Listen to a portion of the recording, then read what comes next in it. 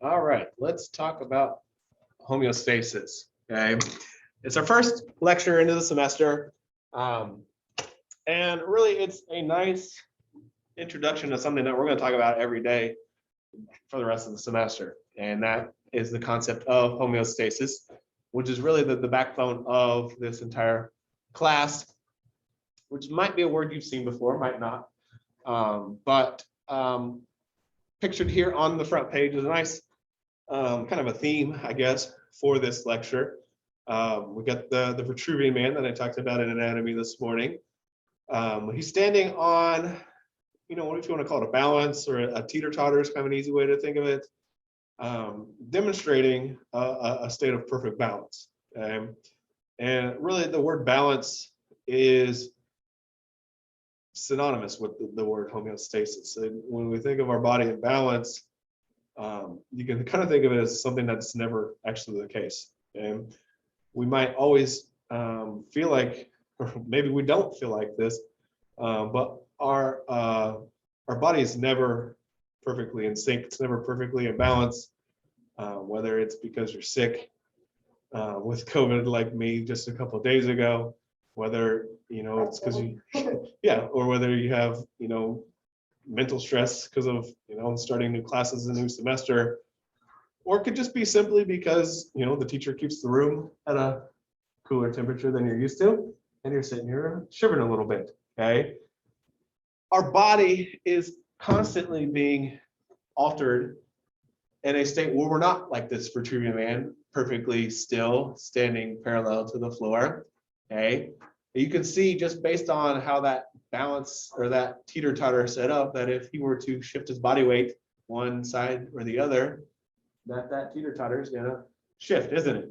Okay, his right leg might go down, his left leg might come up, and therefore he might have to scramble to try to get himself back into balance. Our body's constantly scrambling, trying its best to get us in this state of homeostasis, as we'll find out here in this lecture. Okay. Before we talk about and define really what. Going to screen share it? Oh my gosh, I'm so sorry. It's okay.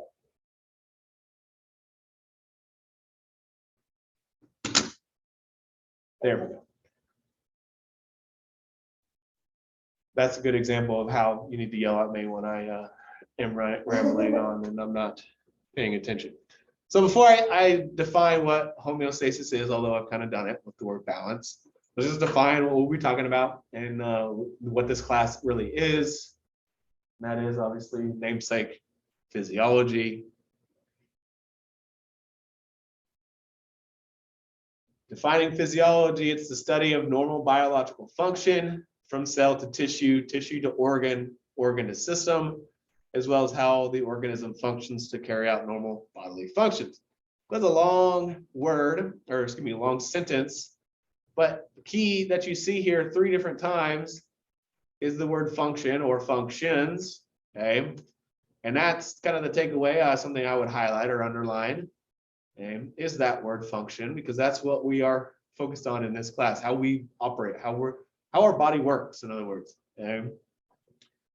Now, the emphasis in all this is on mechanisms, how a particular action is performed. For example, we're concerned with how the heart beats, which involves signals of action potentials traveling through the cardiac conduction system, stimulating the muscle cells of our heart to contract and push the blood out. And stuff that we'll learn about later on in the semester, along with things like how our heart rate is regulated. When does it go up? Why does it go up? When is it going to go down when we sit around or when we take a nap?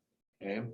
The answers to many of those previous questions involve cause and effect situations. I'm sure you've heard that phrase there, cause and effect, before, whether that was like in an English class. But that's how our body works. A lot of cases, something happens and a response occurs. Okay. We see a lot of domino effects with regards to our body. I'm sure you've heard that phrase before. One domino knocks down the next domino, that knocks down the next domino, that knocks down the next, so on and so on and so on. And that's what we're going to see a lot this semester. And human physiology considers topics such as the molecular mechanisms responsible for muscular contraction, communication between cells using chemical messengers like hormones and neurotransmitters, Parts of brain involved in language comprehension and expression, maintenance of blood pressure by the coordinated efforts of our heart, kidneys, brain, and glands, which is, several pretty important things that we'll talk about at various points in the semester. Because physiology has a broad scope, it's divided into many subdisciplines, which are selected over there in table 1.1, as you can see. Not a table that you need to worry about studying or anything like that. But I included it because there's some cool information in there. A lot of those things we will talk about. For example, molecular physiology, we'll be getting into that later on here in this week and into next week, and cells next week as well. And then talk about things like the endocrine system and the cardiovascular system and how those things work. Not everything in there though. There's, like you could take a class called pathophysiology, the last one listed there. My degree was in exercise physiology. So stuff that's probably a little more advanced than what we talked about in this class. Physiological processes and regulatory mechanisms studied in physiology and in this class exist for that common purpose. There's that buzzword, which is maintaining homeostasis.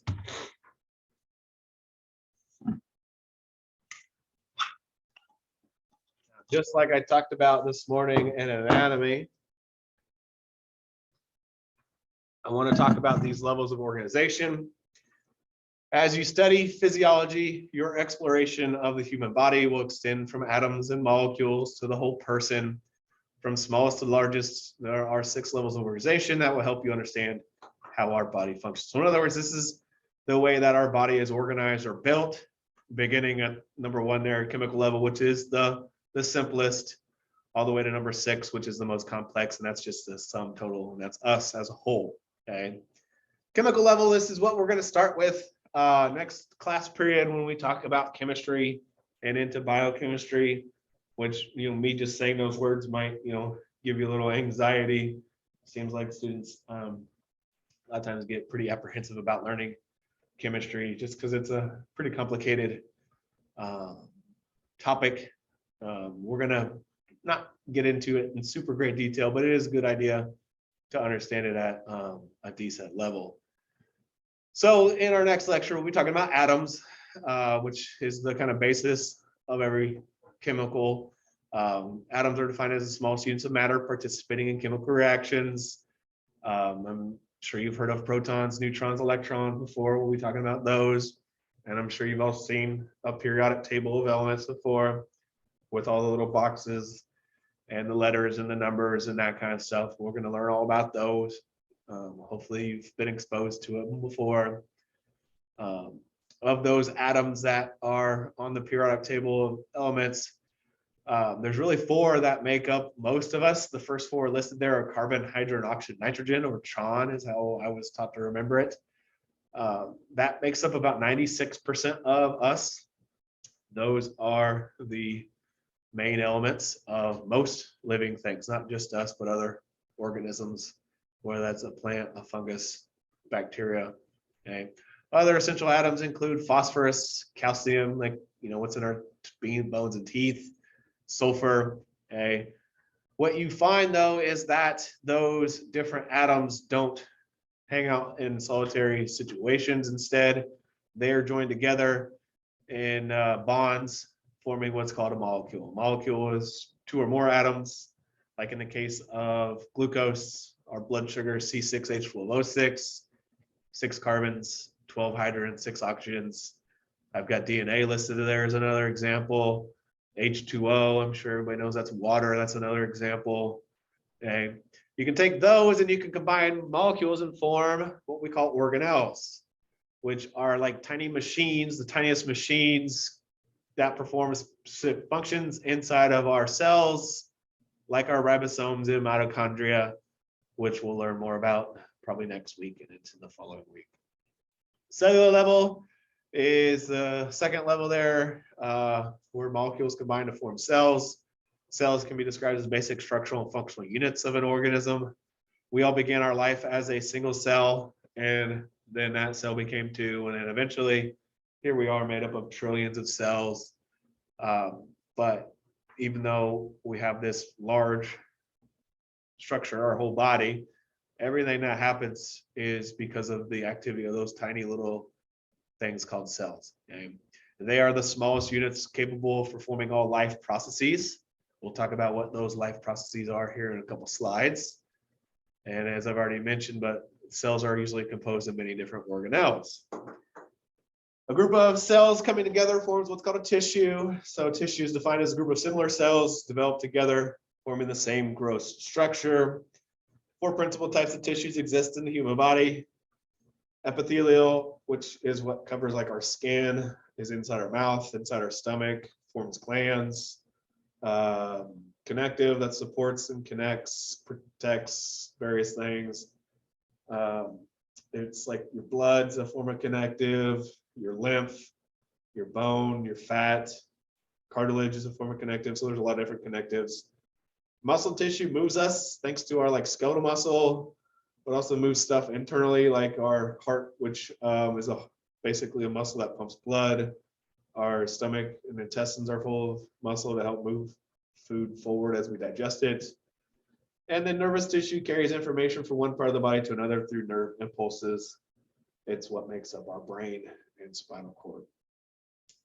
Speaking of our brain and spinal cord, those are examples of organs. An organ is a structure composed of 2 or more different types of tissues, usually has a specific function, usually, but not always, a recognizable shape. Other examples include your heart, your stomach, any skeletal muscle. A group of similar organs with a common goal forms what's called a system, also known as an organ system. Okay. Example would be like the nervous system made up of that brain and spinal cord that I just mentioned. Endocrine system, digestive system. So you can see I've got those listed there. That's the main way that we kind of go through this class. These first 4 lectures really are just kind of introductory, where we're going to actually climb the levels.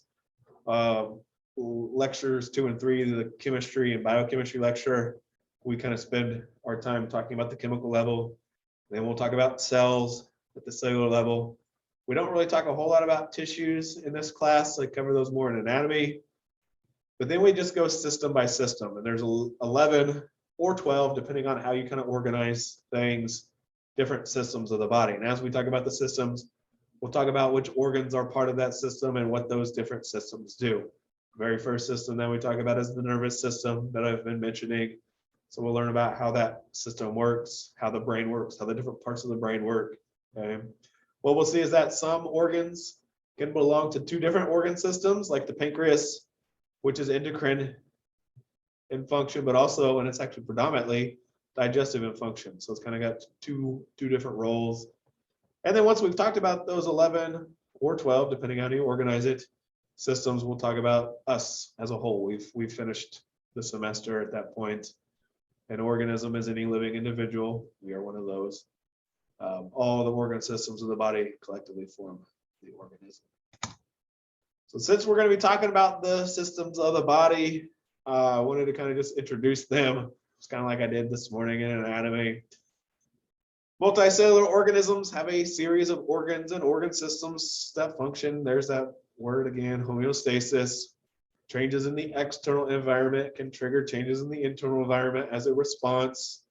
These organ systems work together to help maintain homeostasis in the internal environment. Looking here at this table 1.2, you can see it's got the 12 systems of the human body listed. I just mentioned that some textbooks will describe it as having our body as having 11 systems. And really the discrepancy kind of relates to these 2 systems right here. In this case, the immune system and lymphatic system are listed separately. A lot of textbooks combine them. Okay. The immune system is like the cells performing the cleaning up of, whether it's the coronavirus, because that's how everybody's thinking about, whether it's bacteria or fungus that's invaded the body. The lymphatic system is where those battles kind of take place. Okay. So that's kind of why some people, some textbooks, it's weird. Some textbooks have them kind of separated. In this case, they're combined. Okay. This is just a nice overview. It's not something I'm going to ask you to directly study because we're going to talk about all these different things at various points. Now, some systems we cover in much greater detail than others. For example, the nervous system, that's going to take us 4 whole lectures to get through it. So a unit and a half, basically. The skeletal system, we actually don't even have a lecture dedicated to it. But we will refer to our bones and stuff like that from time to time, just not in a lot of detail. I do talk a lot about the skeleton, and I do talk a lot more about the integumentary system and anatomy. We have other things to really kind of bigger fish to fry, as they say. So those are kind of not as in depth as others.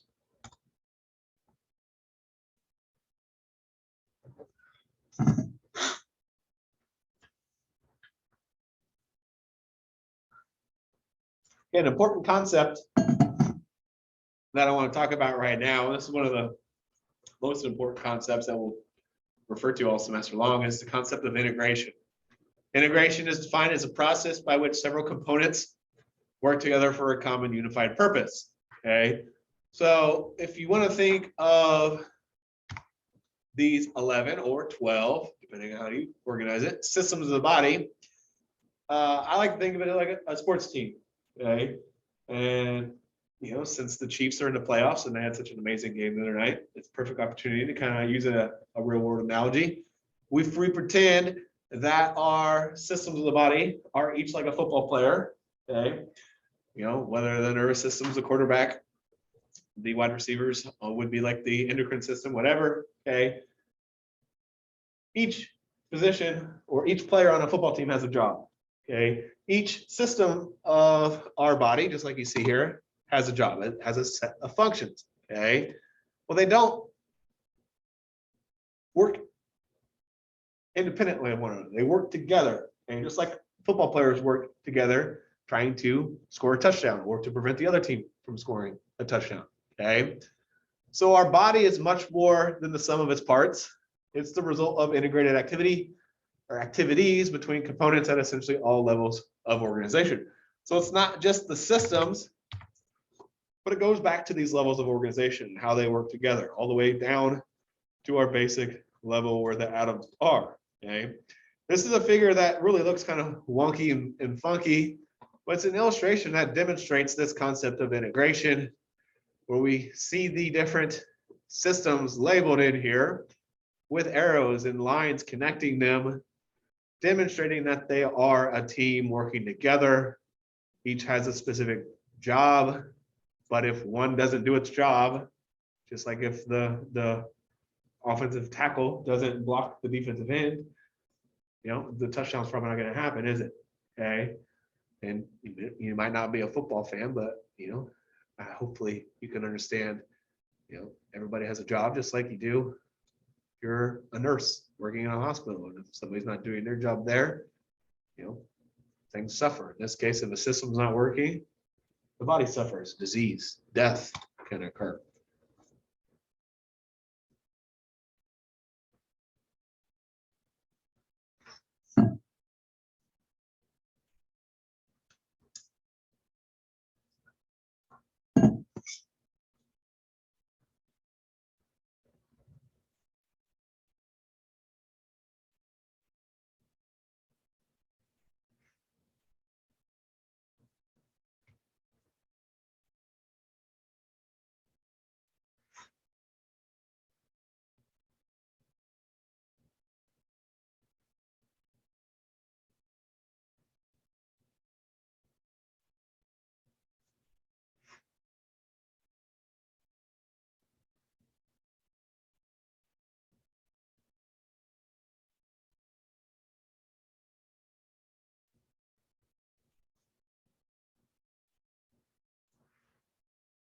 All right, certain processes distinguish organisms, which is just a fancy way to describe any living thing, from non-living things. Okay, the following are the 6 most important life processes of the human body.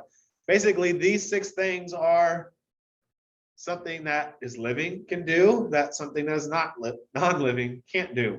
Okay, so what I mean is we can do these 6 things, so can plants, so can algae, so can bacteria, which are some of the simplest organisms on this earth. These are things that your table, the water that we drink, the floor that you stand on, they can't do these different things. Now, if I go back to our levels of organization slide, down here under cells, it says cells are the smallest units capable of performing all life processes. That means that these 6 things, our cells can do them. And that's why we can say cells are living things. Okay. We as a whole can do these things, and it's because of the activity of our cells. Okay, number 1, metabolism is the sum of all chemical processes or reactions that occur in the body. You've probably heard the term metabolism when people talk about like weight loss and that kind of stuff. It's got a kind of more chemical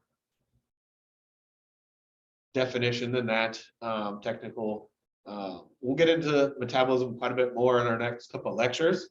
There's actually 2 phases or forms of metabolism, and they are the direct opposite of one another. Catabolism or anabolism or catabolic, anabolic reactions involve, in the case of catabolism, breaking down substances into simpler substances. So in other words, going from like something big to something small, okay? More complex to less complex. Like when we digest our food, you know, if you eat a steak, for example, which is rich in protein, you break down those proteins into amino acids. And that way, when you bring those amino acids into your body, you can perform anabolism, synthesizing or creating complex cell structures from simpler ones, okay? So catabolism is breaking down, anabolism is building up, like building muscle mass or forming scars, okay? Like I said, we'll talk more about those in our next couple of lectures, okay? Number 2, responsiveness. This is something that we're going to refer to more in this lecture and then really all semester long. It involves the body's ability to detect and respond to changes, which can be internal or external. And when I say internal or external, anybody have any idea what I mean? Exactly, inside of our body or outside of our body, okay? I'm going to talk about how, for example, on a day like today, where it was like 15 degrees when I got up this morning and went outside to let my dogs go to the bathroom, I froze because I wasn't wearing a coat, okay? And I didn't obviously freeze for real freeze, but I was subject to an internal change because of what was taking place outside my body, okay? And as a result, when we get cold, what's the most obvious thing that we do? We shiver, okay? That's a response, okay? We respond, we do something because something happened to us. That's what responsiveness is, okay? I teach this class in the fall, and generally it's August, you know, like 20th, and it's 100 degrees about that time of year. And instead of shivering, we go outside, it's 100 degrees. What do? We sweat, okay? Those are responses, okay? Number 3, movement is of the whole organism, like when you walk across the room, or internally where like our individual organs are moving, single cells or even organelles within a cell. Growth involves the increase in size of a body part or the organism, and results from either an increase in the number or the size of cells, or in some cases both. So like when we do our growing from a child into an adult and our bones grow in length to allow us to get taller, it's because our cells divide, and more cells means a longer bone, okay? Whereas like in the case of our muscle cells, they expand, and that's how our muscles grow. It's kind of cool. Reproduction refers to either the formation of new cells. We call this cellular reproduction or mitosis. This is what we're doing all the time to repair, to grow, or replace. You know, for example, every few weeks, we actually shed the entirety of our skin on the outside of our body. We flake that off all the time. And if we didn't replace those cells, our skin would be gone after those few weeks, okay? So we're doing that all the time. What we don't nearly do as often, and some people don't do it at all ever in their life, is make offspring, okay?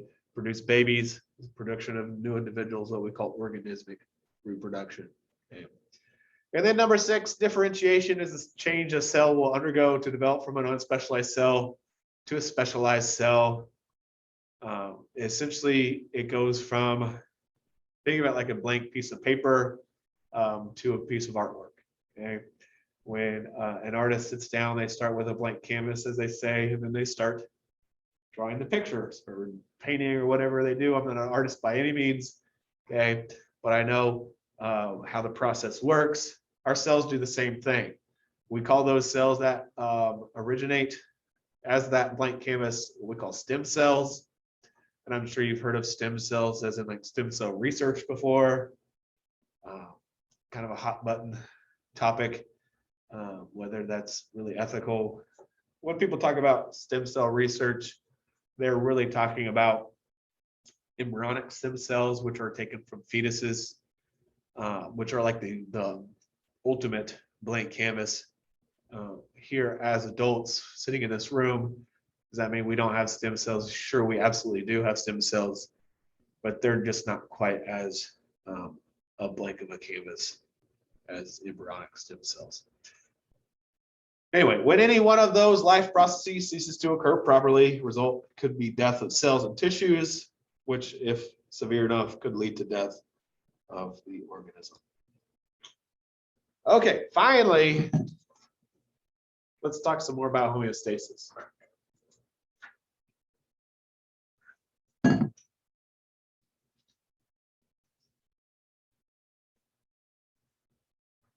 You're cutting out, sir. I can't understand what you're saying. Oh, I'm just waiting for people to write.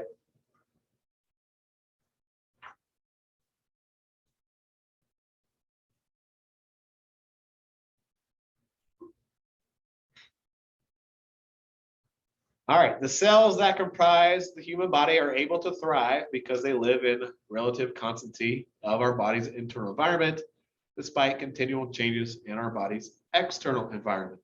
Okay, so if I go back just to this previous slide, I was already kind of talking about this. Okay, how we respond to changes internally or externally is what we're talking about when it comes to homeostasis. Okay, so we're constantly being altered either internally, or excuse me, either externally that results in a change internally, or internally that results in a change internally. Okay. When I talk about the internal environment, external environment, it's as simple as what's inside of us versus what's outside of us. Okay. Our internal environment is the condition inside of us. External environment is the condition outside of us. You can compare the temperature internally to the temperature externally. That's an easy one. Okay. Our body is able to have a relative constancy. We're not constantly perfectly in balance, okay, but we're pretty darn close. Okay, homeostasis, here's a fancy definition for it, is a condition of equilibrium, where there's the word balance in our body's internal environment due to constant interaction of our body's many regulatory processes. Okay. We can describe homeostasis as being dynamic, and that's a very important buzzword. Underline it, highlight it if you need. That means it's not static. Okay, and if you don't know what static means, if something's static, it's stationary. What does stationary mean? It's not moving, right? Okay, so what does that mean? Dynamic means it's always moving. Okay, in other words, we're never in perfect homeostasis. Okay, we are never perfectly in balance like that guy is on the very first page. Okay, what we see is something like what's illustrated here at the bottom of the page, where we're looking at a graph of one's blood sugar or blood glucose over a period of time. Okay, where it's fluctuating up and down, up and down, up and down, never staying on that dotted line, which would be perfect constancy. Okay, it's relative constancy, it's dynamic, it's always changing. Okay, now the term dynamic is used because each regulated parameter can change over a narrow range compatible with life. Okay, in this case, the normal range or the narrow range is 80 milligrams to 100 milligrams per milliliter. Okay, now more than likely it's also going to go outside those narrow limits. Okay, and all of our variables that we're monitoring and controlling have specific limits, okay? When we think about stuff that we're having to maintain in balance, it's stuff like our blood sugar, that's illustrated here, body temperature that I've already mentioned, heart rate, blood pressure, blood calcium, O2, CO2. I mean, I can list off hundreds of different variables that we're monitoring and keeping in relative balance. Okay? Can we maintain all those perfectly? No. Can we maintain them to the same degree? Also no. Okay. Think about body temperature. Okay.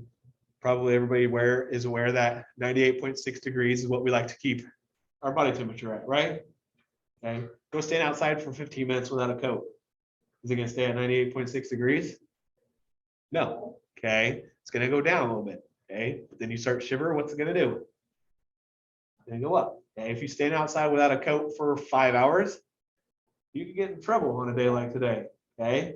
And that's because body temperature, we got really tight windows for survival. Okay. Body temperature goes up or down like 6-8 degrees, you're in trouble. Okay. 106, 107 degree temperature, that's bad. Same thing like 92, 91. Okay, that's called what? Hypothermia. Very good. Okay. What about your heart rate? Okay. Think about right now, your heart rate's probably around like 70 beats a minute because you're not doing a whole lot. If I had you guys stand up and sprint around the building that you're standing in, do it 100 times, that'd be a lot, right? And what's going to happen to your heart rate? It's going to go up tremendously. Okay, it can go from like 70 all the way up to, depending on how hard you're running, 200. Pretty big difference from 70 to 200, right? Okay, so some things that we control, they can go up and down tremendously. Other things we have to really precisely control. Okay, temperature, we have to precisely control. Heart rate, not so much. Okay. Now, we balance our equilibrium or our homeostasis around what's called a set point. This is defined as the average value of a given condition. So that's the dotted line. That's the 90 milligrams per milliliter. That's the 98.6 degrees Fahrenheit. Okay, that's the 70 beats per minute for your heart rate, 120 over 70 for your blood pressure. Okay. We can also describe set point as the narrow range within which a controlled variable should be maintained. The key there is it should. Is it always? No. Okay. Each structure from the cellular level to the systemic level contributes in some way to keeping our internal environment within these normal limits. Once again, demonstrating integration in a nutshell.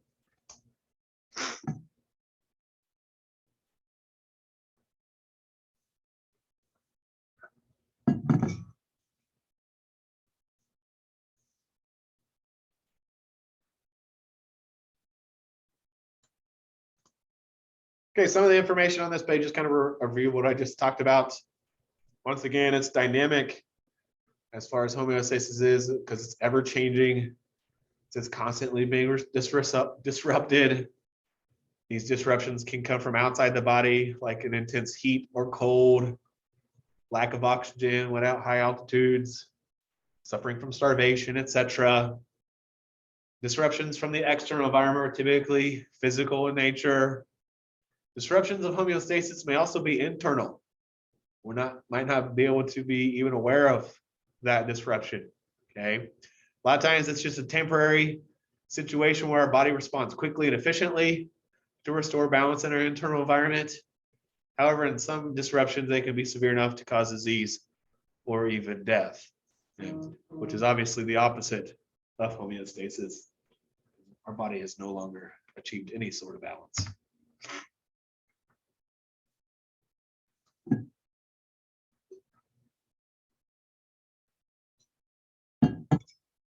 In order to maintain homeostasis, we have two systems that are most responsible, and those are the nervous and the endocrine systems. Like I was saying a little bit ago, we have 4 lectures dedicated to the nervous system. That's the very first system we're going to talk about. That's unit 2 and half of unit 3. Okay. Then we'll talk in unit 3, after we get done with the nervous system, about the endocrine system. So we talk about these two systems first because they're 1A and 1B in charge of everything else, okay? Which makes them the most important. Okay. Our nervous system and endocrine system work together to achieve homeostasis. As you can see down there at the bottom, restoring or maintaining homeostasis, if you want to say it that way. They work together in many ways, but they also work differently and separately from one another at the same time. Our nervous system regulates homeostasis by sending electrical signals called nerve impulses or action potentials to organs that are going to counteract changes from the balanced state. Okay. It's going to depend on sensors in our skin, like those ones that are sensitive to hot or cold. Sensory organs like our eyes and our ears to receive stimuli. They then transmit messages to the spinal cord of the brain. We process that information, and then a signal is sent to the effector system, typically muscles or glands, that bring about a response to our stimulus. Okay. Using that example we've been talking about here this afternoon about a day like today, walking outside without a coat on, you feel that cold immediately, right? Okay. That's because there's sensors in your skin sending a message into your brain. Your brain is interpreting that message and says, hey, it's cold. Okay. And how do we respond? We shiver, right? Okay. What is shivering? Our skeletal muscles. That's what's contracting. The skeletal muscles are producing the response. Contraction of the muscles produces heat, and that's why we shiver. Okay. If we were sweating, where does sweat come from? Sweat glands. Okay. So that was an example of a response, not by a muscle, but by a gland. Now, in the case of the nervous system, the signals involved in the response is almost instantaneous. Okay. Think about the last time you touched something super hot. I just touched the oven the other day on accident. Okay. Pulled my hand away almost even before I felt the pain, right? Okay. And signals that travel using our nervous system are almost instantaneous. We're talking milliseconds, okay, which is pretty amazing considering all the things that are going on for that to occur. The endocrine system is quite a bit slower. It involves chemical components, what we call hormones. And as you can see, they act more slowly. Still kind of the same processes occur. Sensors detect a change within the body.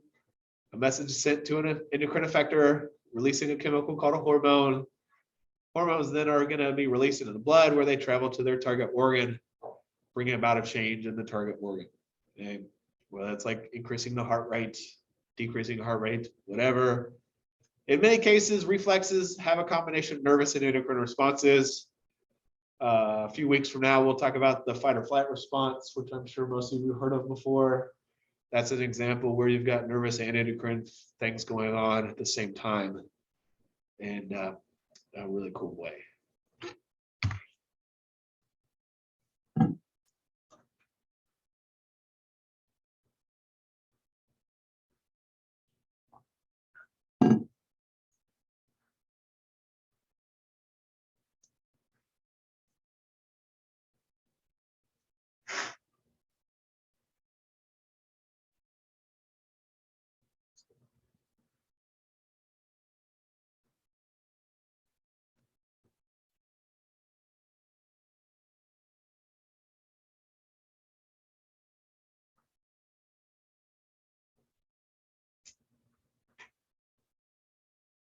All right, let's talk about body fluids. Body fluids are defined as dilute, watery solutions containing dissolved chemicals inside or outside of a cell, or outside of our cells, since we don't just have one, we got millions, trillions actually. Okay. I'm sure everybody has heard that, factoid that our body is mostly water. Okay. If I ask you guys to shake your head, yes, you guys are doing that. Okay. About 2/3 of our body is made up of water. Okay. Does that mean you can crack us open and pour us out and you can drink that water out of a glass? No, okay, because we're not just water. Sure, we have a lot of water in us, but it's not just water, it's water plus other stuff, lots of other stuff. Hormones and gases and electrolytes and waste products nutrients like amino acids and glucose. Okay, so it's not pure water like what comes out of a sink. Okay.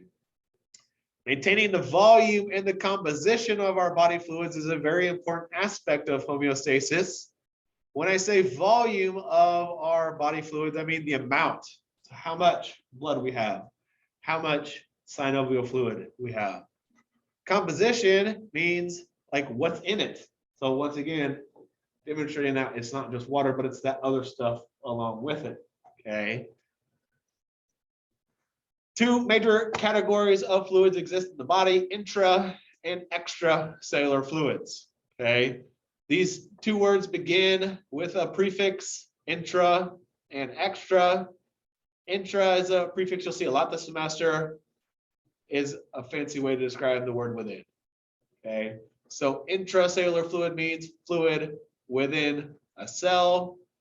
We'll talk more about that in our cells lecture. Also goes by the term cytosol. Extra means outside. Okay, both those are abbreviated ICF and ECF for short. Okay. Inter, similar to intra, is another prefix. Inter means between. You'll see that prefix a lot this semester. Interstitial fluid is extracellular fluid between our cells and our tissues. Now, a very important thing to remember about fluids in our body is to think of them like a river and not like a pond. What do I mean by that? What's the big difference? The river flows and a pond doesn't. Exactly. Okay. Ponds are stagnant. Water's not really flowing and moving around in a pond. Whereas a river, it's constantly circulating. Okay. And so what I mean is fluid that's inside of our cells is not always going to be inside of our cells. It doesn't just stay there. Guess what it's going to do? It's going to leave the cell. And it's going to go outside the cell and it's going to become extracellular fluid. Okay. And it can go back into a cell and it will circulate. Okay. And I'll show you a figure on the next page to really kind of demonstrate that. Locations of extracellular fluids. We don't talk about these all in this class, but we will talk about the first three quite a bit. Blood plasma is extracellular fluid within our blood vessels. This is where our water that we drink goes immediately once it's passed through the walls of our stomach and intestines. And then our blood circulates throughout the body and water can enter and leave it. Lymph is extracellular fluid within the lymphatic vessels. This is where a lot of the viruses and bacteria are cleaned up. That may be in your body. Cerebrospinal fluid is extracellular fluid in our brain and spinal cord, affects nerve signaling. So we'll talk about that in our nervous system lectures. Synovial fluid is not something we talk a lot about in this class, but that's like your think about like the Tin Man in the Wizard of Oz. He needs the oil to be able to move. That's our oil. In other words, it's in our joints. It allows for motion to occur. And in our eyes, we have two kind of cool fluids, aqueous humor and vitreous body. We just don't really get into those too much in this class. Because it's present around all cells in our body, interstitial fluid is sometimes referred to as our bodies. Once again, there's that term, internal environment. So our internal conditions. All right, here's that figure I just referenced a second ago, demonstrating the concept of that circulation, not just of fluids, but of nutrients and wastes. Okay, here's our blood flowing through our cardiovascular system, loaded with water, but also things like nutrients, oxygen that we breathe in, CO2 that we have to breathe out, waste that we must circulate to the urinary system to be converted and formed into urine. How we are constantly moving things between the different parts of our body, like the cells, the interstitial space where the interstitial fluid is, back into the blood plasma. Once again, demonstrating that this is our internal environment, and the exchange that occurs with all these different things helps with maintaining homeostasis or balance.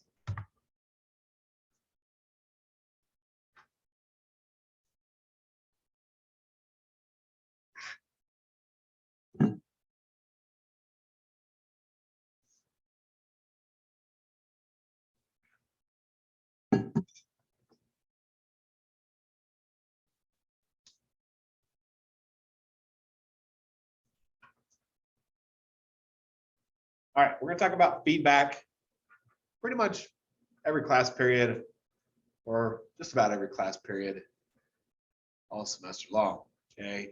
A feedback system, or I usually just call them feedback loops, and you'll see why here on the next page. We got a figure showing you one, is a cycle of events in which the status of a body condition is monitored, evaluated, changed, remonitored, reevaluated, so on and so on and so on and so on. That's why it's a cycle, because we're always doing it. Okay. Each monitored variable is termed a controlled condition. So a controlled condition is basically anything that we're monitoring and trying to keep in homeostasis, trying to keep in balance. So I've used the examples of body temperature and heart rate and blood sugar and blood pressure, oxygen levels, CO2 levels. I mean, I could list off hundreds and thousands. When you go to the doctor and they test you for your vitals, heart rate, your blood pressure, they're checking these types of things, your controlled conditions. Okay? Anything monitored by the body. Now, anything that disrupts a condition is called a stimulus. Okay, so like the air temperature outside changes us internally. That's a stimulus. Okay. Now there are three components to a feedback system or feedback loop: receptors or sensors, the controller integrating center, and effectors. Okay. Let's first talk about receptors or sensors. These are cells. Most often they're neurons or gland cells. Neurons are special nervous system cells. Okay. They respond to the stimulus or stimuli, which is a plural form of stimulus, by creating or initiating what we call the input signal. Okay. The input signal is typically the formation of a nerve impulse or a chemical signal that travels to a control center. Okay. Since this information flows towards the control center, this pathway is called an afferent pathway. You'll see the words afferent, efferent quite a bit this semester. Afferent means towards.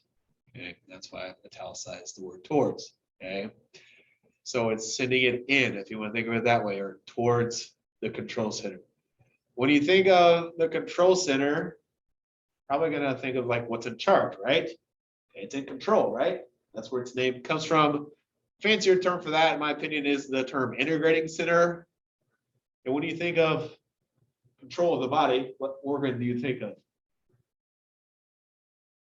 Your brain, okay? And that is right on correct, because most often, not always, but most often, the control center is our brain, a specific area, okay? Because we've got different parts to our brain.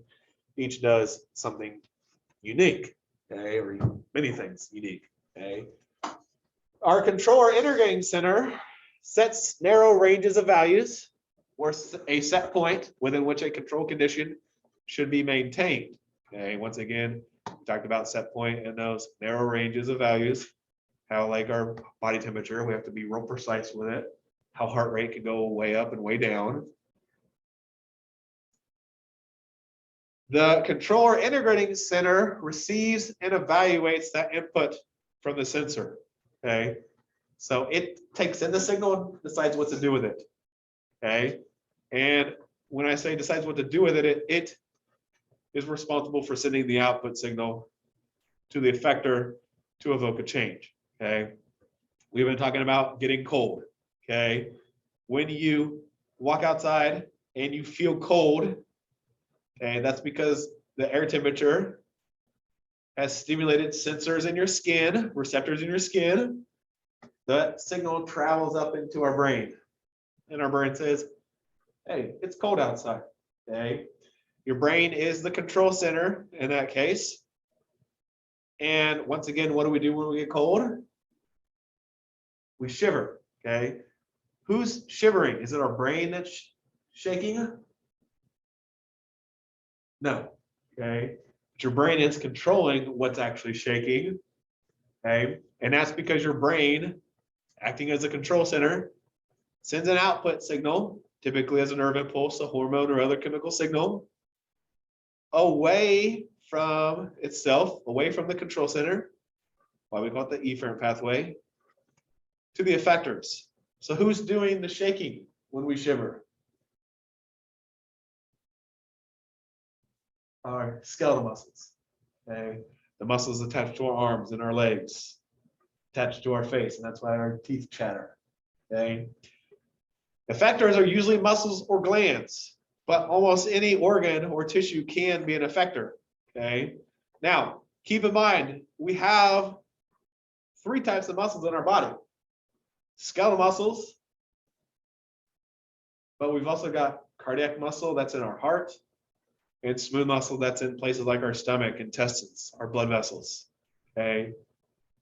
The effectors receive the output signal. Their job is to produce a response. The response or the effect is what changes our control condition. So the response is the shiver, because that's what elevates our body temperature. Our body temperature goes down, so we shiver to warm us up. Okay. What do we do when we get hot? We don't shiver, we sweat. Sweat comes from sweat glands. When, Okay. And that's an example where we have antagonistic effectors, where they have opposing effects. Shivering makes us warmer, sweating makes us colder. Okay. This is what it looks like. Okay. Feedback system is a group of receptors and effectors communicating with their control center, forming a feedback system that can regulate and control variable in our body's internal environment.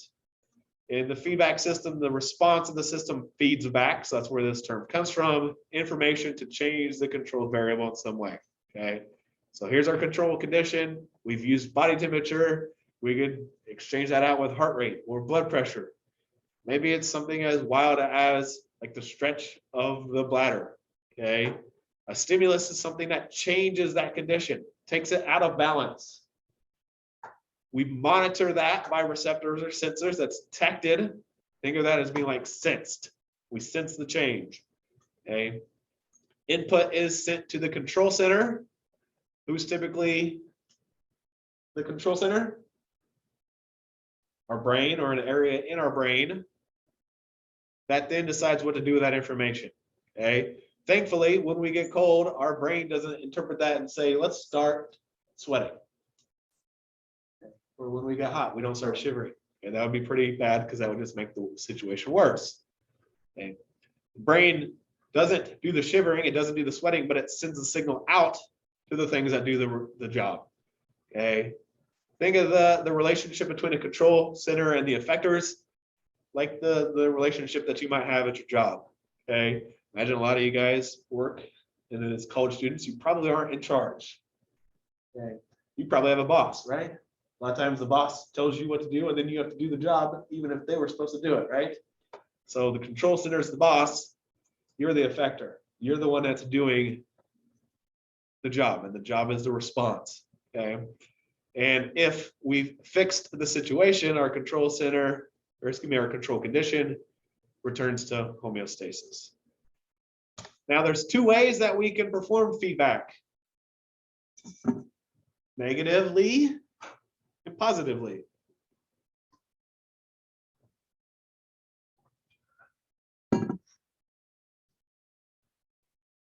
Now, just the names negative feedback and positive feedback might imply that negative is bad and positive is good. Like if you say, hey, I got negative feedback from my teacher, probably going to sound like you got a bad grade or something like that. Okay. Negative feedback and positive feedback are good in the case of physiology. Okay. In fact, negative feedback, despite its name, happens a lot more. Okay. Negative feedback control systems are inhibitory. They oppose a change by creating a response opposite in direction of the initial disturbance. Okay. So body temperature, what we've been talking about, is a great example of this. Here we have blood pressure. Okay. But body temperature drops when we're cold. So do we try to make it drop more, or do we try to make it go up? what, Go up, opposite directions, right? Down is what it starts at, we try to make it go up. Okay, so that's why we call it negative. It's inhibitory, it opposes. Okay, this is going to help keep variables from straying too far outside their normal ranges. Once again, examples include increasing body temperature or what happens when our blood pressure increases. Okay, like what's shown here with this figure. Okay, some stimulus results in an increase in blood pressure. Maybe it's you found out that your boss threw you under the bus, your boyfriend cheated on you, or something crazy like that. Blood pressure goes way up, detected by receptors inside our blood vessels, sends a signal to our control center in our brain. Brain says, okay, our blood pressure is too high, let's make it go down. Okay, so how do we make it go down? We send a signal out to the effectors, our heart, our blood vessels. They produce the response that therefore helps us return to homeostasis. We always put a little negative symbol here when we are dealing with negative feedback. I want you to write this down somewhere. It's not on this slide, but jot it down as a note. This is the most common type of feedback. So this is way more common than positive feedback.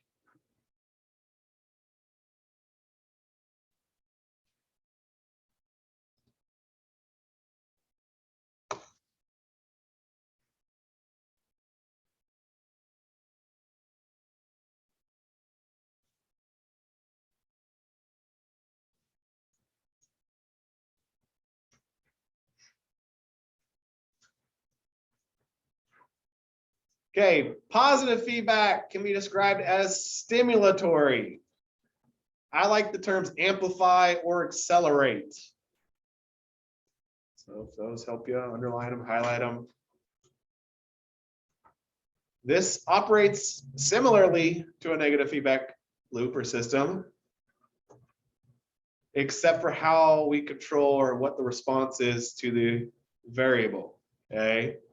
So we still involve the three components: receptors, control center, effectors. This time we're trying to add to or reinforce the initial change.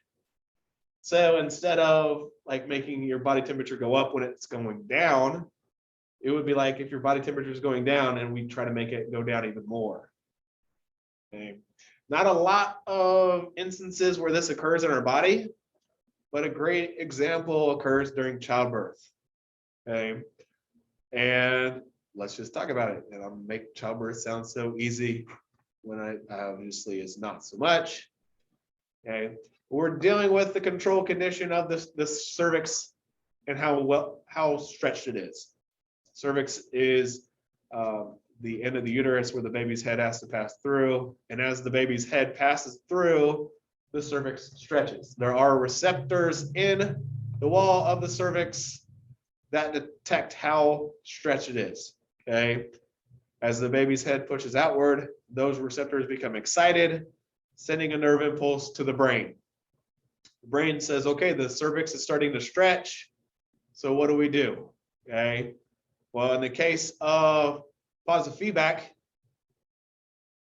the output results with a release of a hormone called oxytocin. Okay. And oxytocin is a hormone that causes the muscles in the wall of the uterus to contract. Okay. And therefore the baby starts to get pushed down and out. Okay. Now whether you have children or not, some of you guys do. Okay. You've all seen in TV and movies a lady going through labor, right? She's having her contractions every so often. They say, oh, it's been a minute, it's been 2 minutes. And she has to hoo as she goes through, right? And as she progresses towards delivery, those contractions get stronger and stronger and stronger. This is positive feedback occurring. Okay.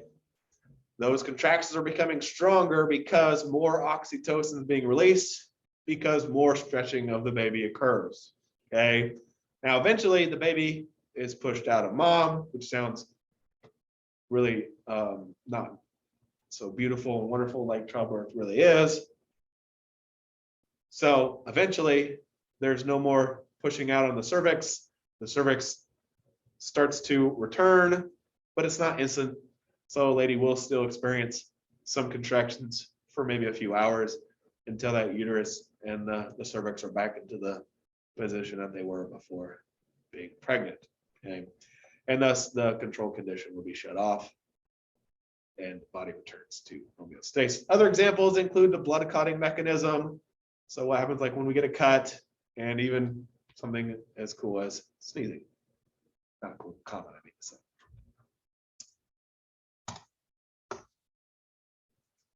Okay, so that's feedback. Okay.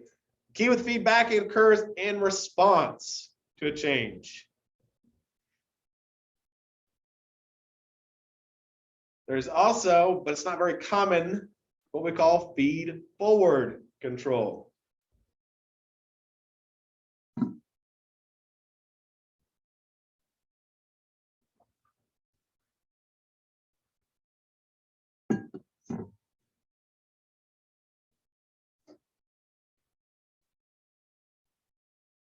In feed forward, it's not in response, it's in anticipation. So it's happening before we've even seen a change. Okay. So I've got a paragraph here to read through. To understand how feedback or feed forward, control works, consider this example. Suppose that the nutrient concentration in your internal environment becomes low. So let's just say like our blood sugar is low. Okay. This is what makes you feel hungry. Okay. If at this point you see, you smell, or even you think about food during this time, a feed forward mechanism causes your mouth to salivate and your stomach to secrete gastric juice. So even before you've eaten any food, it's almost like your body's digesting it. Okay. When we eat dinner at our house, like I said, we have 2 dogs. There's drool on the floor because the dogs are sitting there and they're drooling. Okay. They produce a lot of saliva in anticipation that one of my children will throw a piece of food on the ground, and which is obviously going to happen because they're 3 and 5 years old. Okay. This anticipatory response, part of the cephalic phase, or I'm not even going to read the rest of that, it'll just confuse you. But it's all about anticipation. Okay. So think of it like stretching before a run. Okay. You're getting your body ready for something that's about to happen.